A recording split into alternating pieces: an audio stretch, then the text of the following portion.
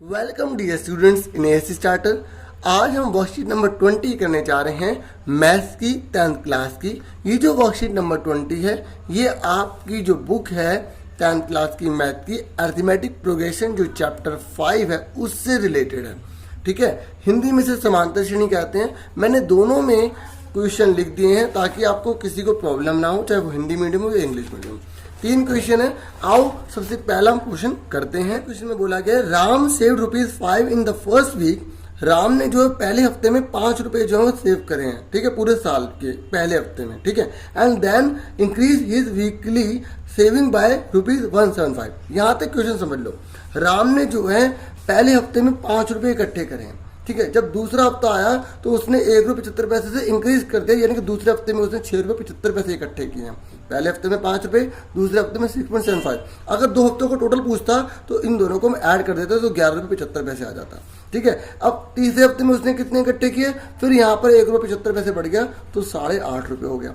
इस तरीके से चलता रहेगा। समझ नहीं, उसने ये बोला है कि एंथ वीक में उसने जो ₹20.75 इकट्ठे किए। कहने का मतलब यह है कि कोई ऐसा हफ्ता होगा, हो सकता है 15वां हो, 16वां हो, 18वां हो, 20वां हो, तो उस हफ्ते में उसने 20.75 पैसे इकट्ठे किए हैं। जैसे अगर आपसे पूछा जाता कि तीसरे हफ्ते में उसने कितने इकट्ठे किए होंगे तो ₹8.50, ठीक है। तीसरे हफ्ते में, मैंने ये नहीं बोला 3 हफ्तों का टोटल बोलते तो उसे एसएन कहा जाता है, ठीक है। और तीसरे हफ्ता मतलब वाह टर्म, ठीक है, वाह पद जिसे कहते हैं, ये टर्म जिसे कहते हैं, वो ये है, ठीक है। अब हमें एन निकालना है कि ₹20.75 उसने कौन से हफ्ते में इकट्ठे किए होंगे। यहाँ तक आपको अच्छे से क्लियर हो गया, ठीक है। अब मैं आपको क्वेश्चन करवाता हूँ, ध्यान से देखो। तो अब आप मुझे बताइए क्वेश्चन नंबर जो 1 है उसमें ए कितना होगा, 5 होगा। डी कितना होगा, ₹1.75 बढ़ रहे हैं, ठीक है। एन हमें निकालना है और ए एन हमें कितना दे रखा है, मतलब लास्ट जो हफ्ता जिसमें उसके ₹20.75 इकट्ठे हुए। तो अब आपको जो चीज दी होती है उसी के क्वेश्चन में वही वाला फॉर्मूला लगाते हैं। तो ए एन का फॉर्मूला क्या होता है, A + n-1 D = ₹20.75, ठीक है। तो ए कितना गिवन है 5, एन कितना we don't know, what is D here 1.75 = 20.75। अब ये जो 5 है तो जाके क्या हो जाएगा, माइनस का हो जाएगा, ठीक है। तो ₹20.75 में से हम 5 लेस कर देंगे तो 1575 आ जाएगा, ठीक है। तो इस तरीके से ये जो 1.75 है इधर जाके क्या हो जाएगा, डिवाइड हो जाएगा। अभी अगर आप अगले स्टेप में लिखना चाहते हैं तो अगले स्टेप में कर लीजिए। तो 15.75 आप इन दोनों की मल्टीप्लाई भी कर सकते हैं, ठीक है। तो हम क्या कर रहे हैं, मल्टीप्लाई नहीं कर रहे, इसको अपोन में ले जा रहे हैं इस तरीके से। अब पॉइंट से जो है हट गया तो 100 आ गया, पॉइंट हट गया तो 100 आ गया, इस तरीके से कैंसिल हो गया। तो ये इससे 9 पर जाएगा, ठीक है। एक बार फिर भी हम करके देखते हैं। 175 तो इसको आप कैंसिल कर लो, ठीक है। हम यहाँ रफ में कैंसिल करके दिखा देते हैं। तो 1575 अपॉन में 175, तो देखो 5 3 जो 15 होता है, 5 5 जो 25 हो गया, 5 से 15, 5 1 जो 5, 5 5 जो 25, ठीक है। 5 7 जो 35 हो गया, 5 6 जो 30 हो गया, 5 से जो 15 हो गया, 7 9 जो 63 हो गया। इस तरीके से मैंने आपको बताया था 9 से जाएगा। तो इस तरीके से यहाँ पर 9 आ गई, माइनस का 1 जाके क्या हो जाएगा, प्लस का हो जाएगा। इस तरीके से n = कितना आ जाएगा, 10 आ जाएगा, ठीक है। तो यानी कि जो उसने ₹20.75 जो कलेक्ट किए होंगे वो कौन से हफ्ते में किए होंगे, 10th में, ठीक है। इस तरीके से आपका आंसर आ गया। क्लियर यहाँ तक। अब हम सेकंड क्वेश्चन करते हैं। आप अगर स्क्रीनशॉट लेना चाहते हैं तो आप ले सकते हैं, ठीक है। तो अब हम सेकंड क्वेश्चन करवाते हैं आपको। ये सेकंड क्वेश्चन आप देख सकते हैं। पहले क्वेश्चन को समझ लेते हैं। इसने बोला 10 और 250 के बीच में कितनी संख्या जो 4 से विभाज्य है। देखो 4 से विभाज्य का मतलब होता है वो 4 से ना कट जाए, ठीक है। जैसे कि अगर 10 है तो क्या 10 4 से कट जाएगा, 4 2 जा 8 होता है और 5 पॉइंट आ रहा है, तो ये डिविजिबल कहाँ हुआ। तो 10 और 250 के बीच में कौन कौन से नंबर हैं जो 4 से कट जाते हैं, 4 से डिविजिबल हैं, ठीक है, या मल्टीपल हैं, ठीक है। तो अब आप ध्यान से देखो 12 ही है जो कटेगा। 12 के बाद कौन सा आएगा, जब 4 बोला तो 4 4 ही तो ऐड करेंगे, 16 कटेगा, क्योंकि देखो 15 कटेगा नहीं, 14 नहीं कटेगा। इस तरीके से चलता जाएगा। उसके बाद 250 से पहले कौन सा होगा, क्योंकि इसने बिटवीन बोला है, 250 को तो वैसे भी नहीं लेना, ठीक है। इससे पहले कौन सा नंबर होगा जो 4 से कट जाएगा। अगर मैं 250 को 4 से डिवाइड करूंगा तो यहाँ कितना आ रहा है, 4 6 24, और कितना बच रहा है यहाँ पे 1 बच रहा है, तो 4 2 8 5, तो पॉइंट में आ रहा है, तो इसका मतलब 250 तो वैसे भी नहीं हो रहा, तो कौन सा आएगा 248 आएगा। कौन सा आएगा 248। अगर आप निकालना चाहते हैं तो जैसे 250 है, ठीक है, नहीं जा रहा, फिर 249 करके देख लो, फिर 248 करके देख लो, ठीक है। नहीं तो एक और चीज़ है, कई बार ये होता है जिसने 10 दे रखा है, 10 से 2 आगे जाने पर हो रहा है, तो कई बार क्या होता है, ये 250 है, इससे 2 पीछे होने पर हो जाएगा। फिर भी आप एक बार डिवाइड करके जरूर देख लेना। बाकी कॉमन सेंस आप लगा सकते हो, जो 9 है वो तो कट नहीं सकता ना 4 से, ठीक है। इस तरीके से थोड़ा सा कंसेप्ट समझा दिया। अब क्वेश्चन हम कर लेते हैं कि रिटन फॉर्म में कैसे लिखना है। देखो, क्योंकि इसने बोला 10 और 250 के बीच में कितनी संख्याएं 4 से विभाज्य होंगी, तो आप सबसे पहले क्या लिखोगे, स्मॉलेस्ट नंबर। ये हम आंसर करने जा रहे हैं, स्मॉलेस्ट नंबर बिटवीन 10 and 250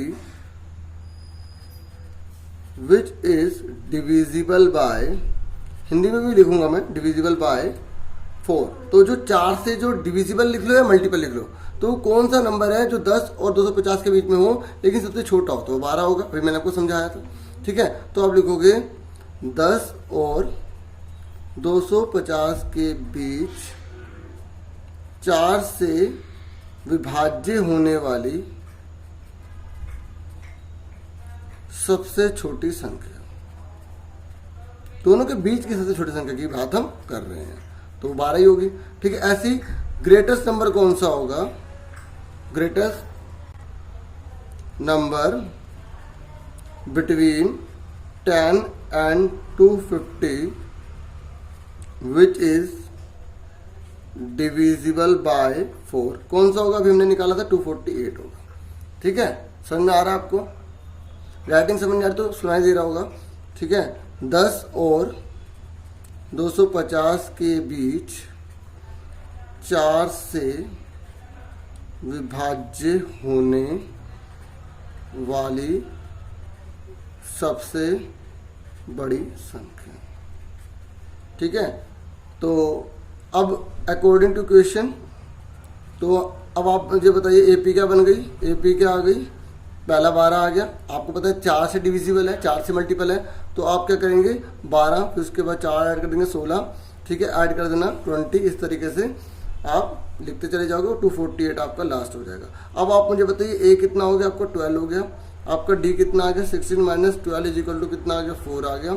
अब आपका ये जो है ए एन कहलाएगा, ठीक है, क्योंकि ये लास्ट में 248 है। अब जो चीज़ गिवन है उसी की तरह हमें करना है, उसी का फॉर्मूला में लगाना है।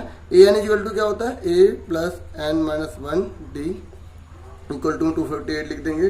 अब हमारा ए कितना दे रखा है 12, एन कितना है वी डोंट नो, डी कितना गिवन है हमें 4 इजिकल टू 248। अभी प्लस का जो 12 है उधर जाके क्या हो जाएगा, माइनस हो जाएगा, एन माइनस 1। देखो पहले प्लस माइनस को उधर लेके जाते हैं, ठीक है, ये प्लस का 12 जाके माइनस का हो जाएगा। इस तरीके से 248 में से आप लेस कर दो 12 को, तो 8 में से 2 गए 6, 4 में से 1 गए 3, तो 236 आ गया। पहले आप एक बार नोट कर लो, तो आप एक बार नोट कर लो, ये देखो यहाँ मल्टीप्लाई में 4 है, तो ये मल्टीप्लाई में 4 आप यहाँ जरूर लिखना। अब ये जो मल्टीप्लाई में 4 है इधर जाके क्या हो जाएगा, डिवाइड हो जाएगा। तो इस तरीके से n minus 1 is equal to में हमारा क्या दे रखा था 236, और जो 4 मल्टीप्लाई में इधर जाके डिवाइड हो जाएगा, n माइनस 1, 4 पंजे 20, 4 9 36, ठीक है, 4 5 20, 4 9 36, तो n इक्वल टू कितना आ गया, माइनस का 1 जाके क्या हो गया प्लस का, इस तरीके से n हमारा 60 आ गया। तो इसका मतलब ये हुआ, आप लाइन भी लिख सकते हैं कि 10 और 250 के बीच में 60 संख्या होंगी जो 4 से विभाज्य हैं, ठीक है। क्या लिखोगे आप, 60 number would be lie between 10 and 250 which are multiple of 4 या डिविजिबल ऑफ 4, ठीक है। इस तरीके से मैंने आपको अब हम थर्ड क्वेश्चन करने जा रहे हैं। थर्ड क्वेश्चन में हमें बोला गया है किसी चतुर्भुज के चारों कोण एपी में है।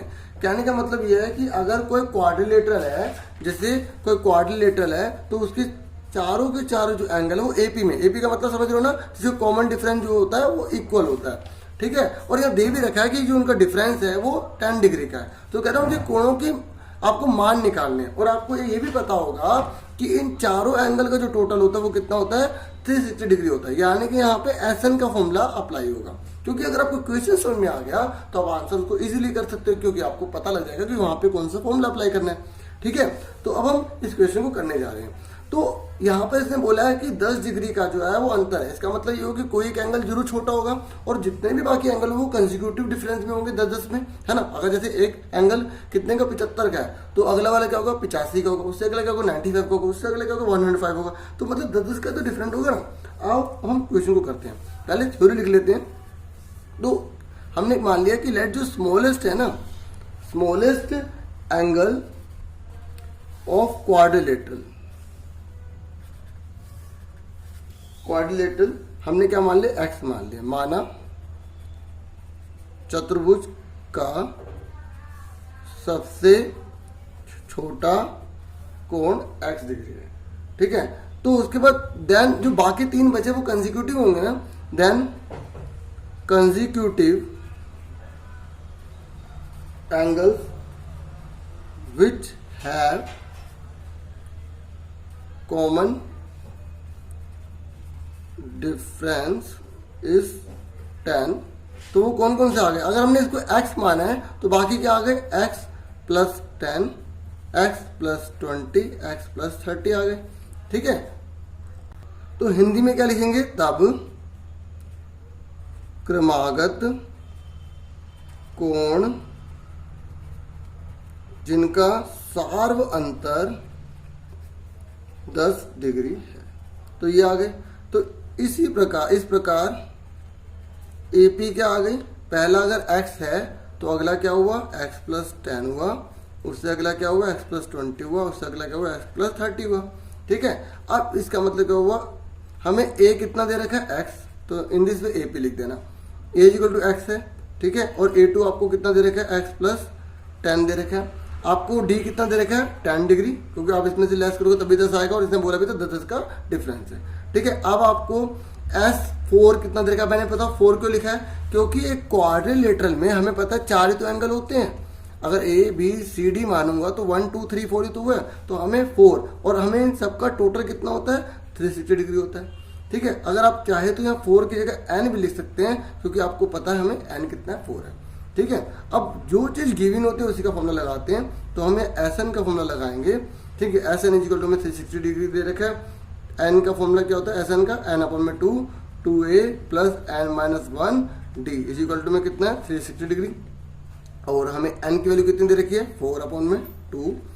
2a कितना गिवन है हमें x।